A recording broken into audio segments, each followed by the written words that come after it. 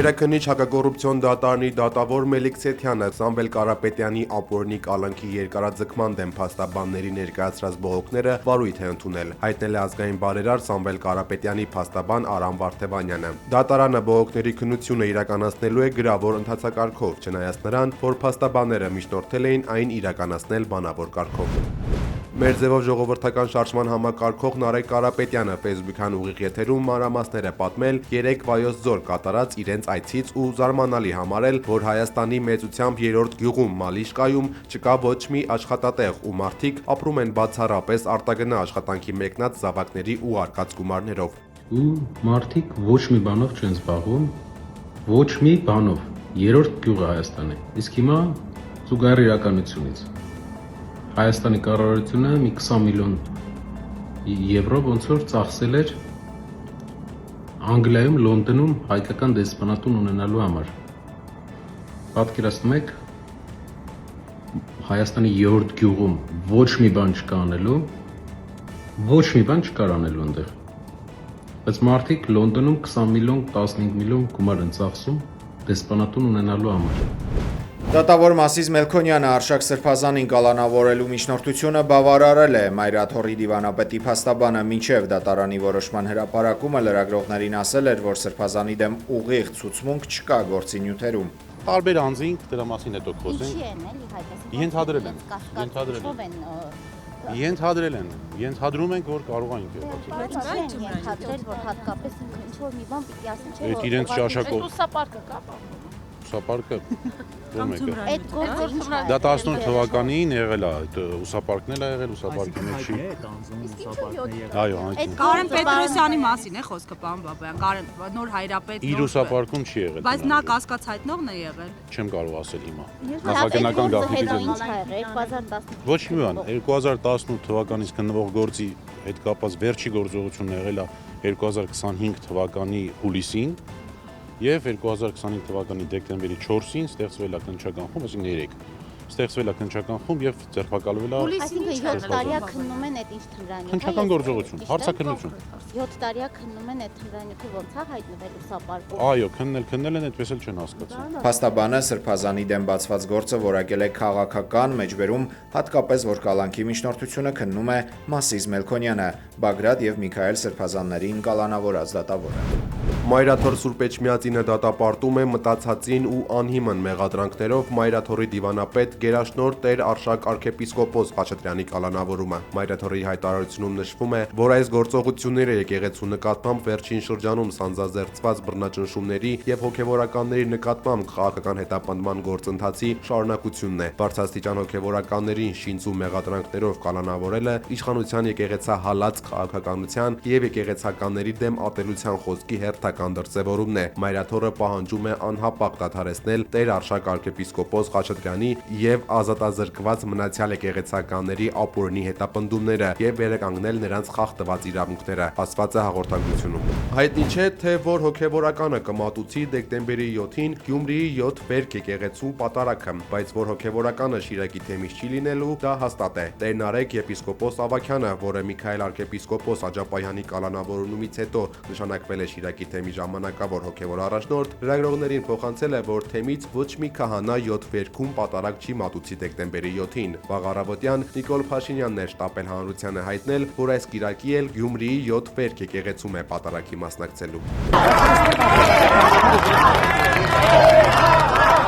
Ֆրանսիական Մարսելում հայերը վեհափառ վանկարկումներով են դիմավորել ամենայն հայոց կաթողիկոսին։ Գարեգին II-ը Մարսելում է հայրապետական այցով։ Վեհափառի հետ հանդիպել է Մարսելի քաղաքապետ Բենուա Պայան։ Ամենայն հայոց կաթողիկոսին հիշեցրի այն պատմական, ամուր ու հավերժական կապերի մասին, որոնք միավորում են մեր քաղաքը հայ ժողովրդի հետ։ Մարսելը չէր լինի Մարսել, եթե չլինեին հայերը։ Վեհափառի հետ հանդիպումից հետո սոցցանցի իր էջում գրել է Մարսելի քաղաքապետը։ Sonra Azərbaycan ziyalıları ilə Հայաստանի հետ խաղաղություն հաստատելու նոր նախապայման է առաջ քաշել Իլհամ Ալիևը, ադրբեջանցիների վերադարձ Հայաստան։ Արևմտյան Ադրբեջանի համայն կոչվող կազմակերպության 3-րդ միջազգային համաժողովի մասնակիցներին հղած ուղերձում Ադրբեջանի նախագահը կրկին պնդել է, թե հայերը ոչնչացրել են ադրբեջանական մշակութային ժառանգությունը Հայաստանի տարածքում եւ որ ադրբեջանցիների այսպես կոչված վերադարձը պետք է ամրագրվի միջազգային փաստաթղթերով որպես խաղաղության նախապայման։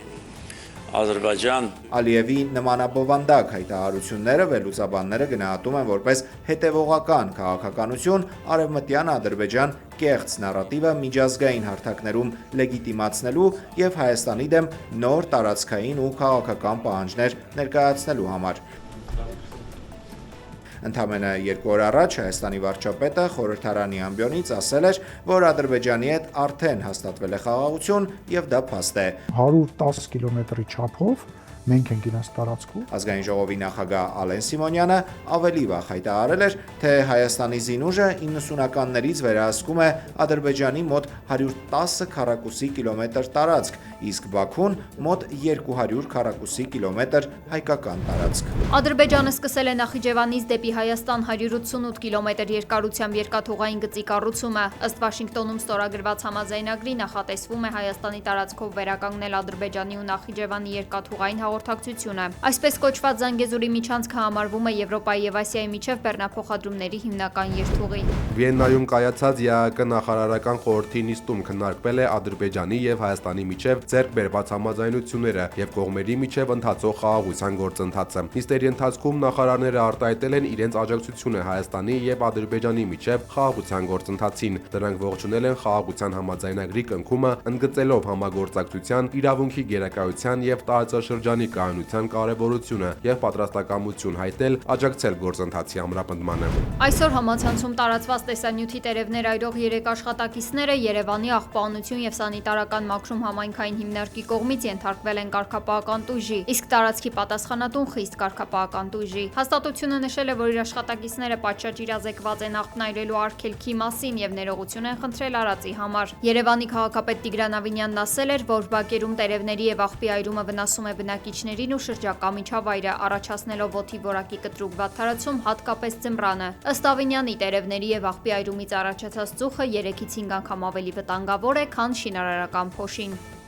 ԱՄՆ նախագահ Դոնալդ Թրամփը շարունակում է նոր պատերազմներ դադարեցնել։ Խաղաղության եռակողմ համաձայնագիր է ստորագրվել ԱՄՆ-ի, Ռուանդայի եւ Կոնգոյի ղեկավարների միջև։ Արարողությունը տեղի է ունեցել նորաստեղծ Դոնալդ Ջեյ Թրամփի անվան խաղաղության ինստիտուտում։ Համաձայնագիրը ներառում է նաեւ տնտեսական համագործակցության կետեր, որոնք ըստ Թրամփի կմեծացնի երկրների միջև առևտուրը։ 3, 2, 1 ԱՄՆ նախագահ Դոնալդ Թրամփն առաջին տիկնոջ հետ վառել է Վաշինգտոնի գլխավոր տոնածառի լույսերը։ Մելանիա Թրամփն այս տարի անձամբ էր ընտրել Միացյալ Նահանգների գլխավոր տոնածառը եւ ամբողջ զարդարանքները։ Ռուսաստանի նախագահ Վլադիմիր Պուտինը պաշտոնական այցով ժամանել է Հնդկաստան։ Նյու Դելիում ռուս առաջնորդին դիմավորել են հանդիսավոր արարողությամբ։ Հնդկաստանի փողոցներում բազմահազարանոց երթեր են անցկացվել, որի ժամանակ ծածանվել են Ռուսաստանի եւ Հնդկաստանի դրոշները, Պուտինի եւ Մոդիի լուսանկարները։ Մասնակիցները համոզված են, որ Ռուսաստանի նախագահի այցը նոր թափ է տալու երկրին։ Հնդկաստանի վարչապետ Նարենդրա Մոդին Վլադիմիր Պուտինին հանդիպել է երկրի նախագահական պալատում։